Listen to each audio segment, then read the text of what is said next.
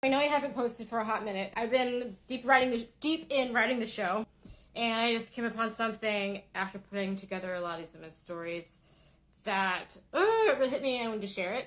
So a common theme I'm seeing in all these women's stories is this desire for freedom and the battle between freedom and control. First stage of this always happens on a personal level. So the woman or young girl in many of these cases wants freedom from her family.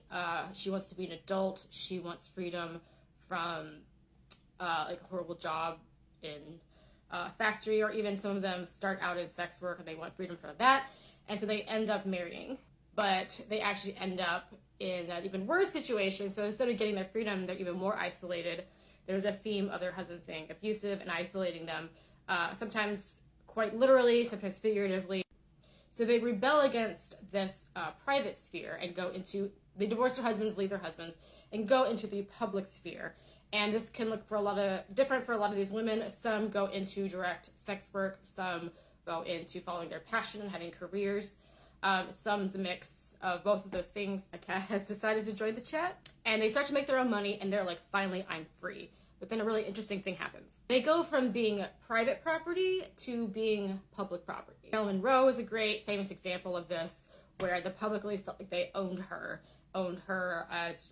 body. She was a sex symbol, and people felt they had a right to her privacy. So they actually still don't have freedom, and they're still isolated in a sense where they're put in this box of sex symbol or fallen woman.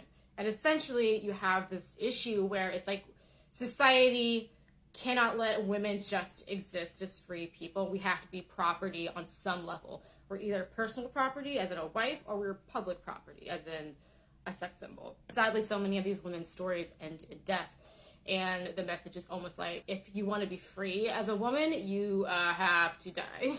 Or go inward and find some freedom within your own mind, which is where Mary Magdalene's song goes into. But yeah, I have 3 more songs, and I will update you on that in another video soon.